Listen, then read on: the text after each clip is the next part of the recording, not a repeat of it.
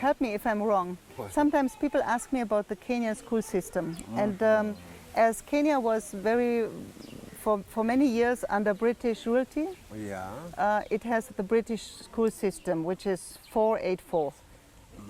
Yeah, 4 classes of nursery, 8 classes of primary, then 4 classes secondary. Yes, it has been like that. Yeah. You start the kindergarten, the baby class. Yeah. Baby class, then kindergarten 1, kindergarten 2, kindergarten 3. So 4 years. The funny word kindergarten, which is a German word. Yeah. And we shorten it to KG1, KG2, KG3. Yeah. Yeah, so from there we join what we call the lower primary, or the primary. The primary, 8 years. The 8 years in primary. Then from primary you go to secondary, you spend 4 years.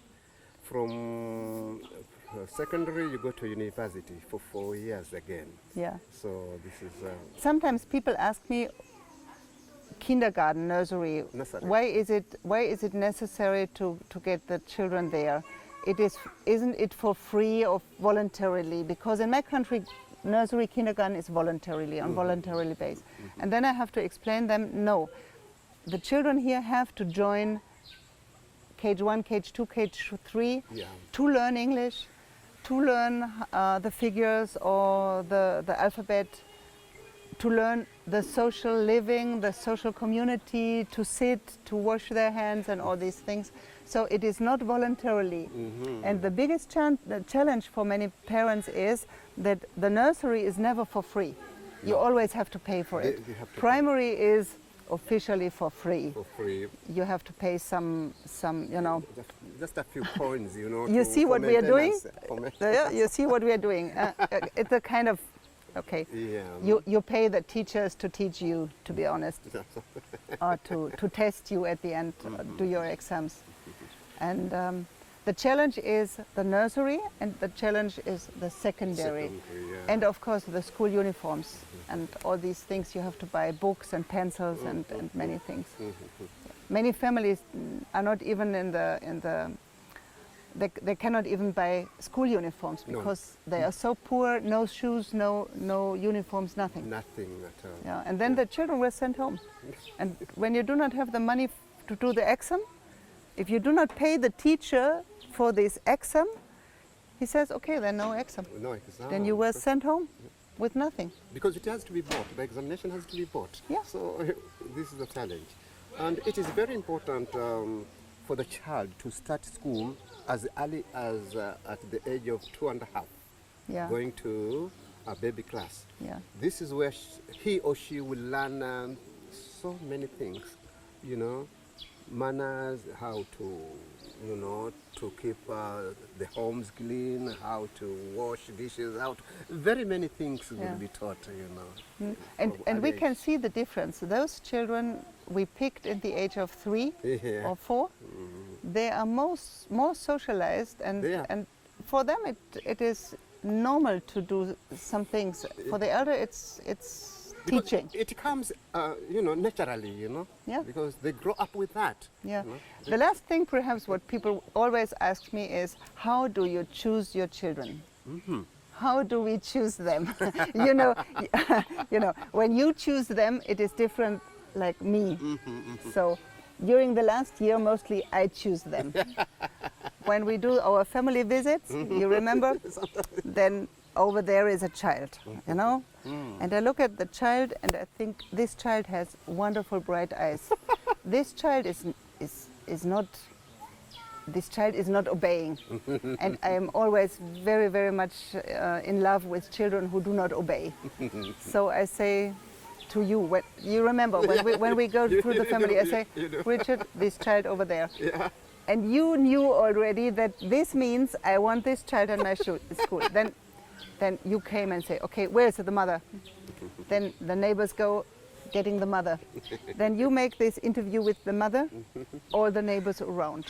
And I could feel that now that they know the Vonwald School, and I could feel that they expect, oh, please, God, may I send my child to Vonwald. But they look very cool and smart. Yeah? So, and then at the end, you translate everything to me. Yes. And in the way you do the translation, I already knew, yes, we take the child or not. It is just which words you use. Are you convinced it is a good child, a good mother, and all this? So, can we say we choose the children by emotion? By emotions, yeah. Yeah, by Indeed, emotions. Indeed. There is no criteria. casting, no criteria. It is just that we, with our experience, Yes. our years, say this child can make it because it is active, Yeah. it has bright eyes, it can answer. Yeah. Oh, yeah. I'm always impressed of children who can answer in English, like little Ethel. Yes. Yeah. When I met her in the During our visit. during our visit, this was such a nice story. This little Ethel, Yeah. he came to me, and I asked her in my poor Swahili, unashoma, Yeah. are you visiting school? And she said, not yet, but Mama said kesho, tomorrow. And there was so much hope in her eyes. And then I asked the mother, is it true, kesho, tomorrow? And she said, no, I just told the little girl not to ask me every day. And I'm convinced that if you make promises, you have to keep promises. So the mother promised her daughter, you will go to school, but she could not. So I was the one to keep the promise for this girl. And little Ethel now in baby class, she's really funny. She's my shadow. Sure. So it is really easy. How do we take the children? Just by heart. By Yeah, heart, we listen to our heart and emotion, Sure. and then we say, okay, yes, we take her. And you see, our organization has grown. And so many families have come to know about our school, about our organization. They hear a lot about our passion for the families. So most of the needy parents, most of the needy communities come to see us. They bring the cases of their children who are needy.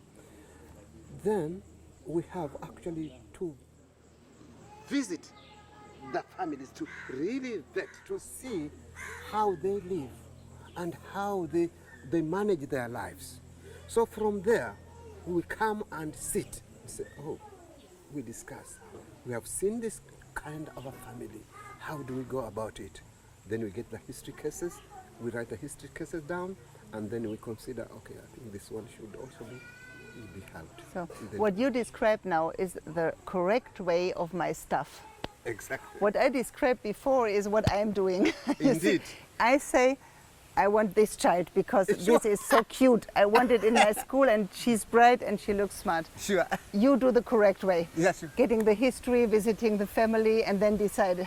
So Yeah, we do both. We do both. We do Yeah. both. Yeah, because as we visit them, you know, you feel passion. You know, Yeah. you feel this. yeah, Why? giving chances. Because not all the parents or not all the people can come. But as we visit them, you know, we Yeah. see. Like very recently, we paid a visit with Alex and Alexandra. We went to a place known as Malanga. The poor region. This The very place poor is region. very, very Yeah. poor. And really, the Alexes, saw for themselves how people live there. It is pathetic. Yeah. Life is pathetic there. And so this is how, Yeah. you know. So we grow in circles. Sure. First we had our school, then as we care for the families, we have our social living projects, Oh, yeah, which yeah. are the houses and giving room to live. We offer beds and mosquito nets and mattresses.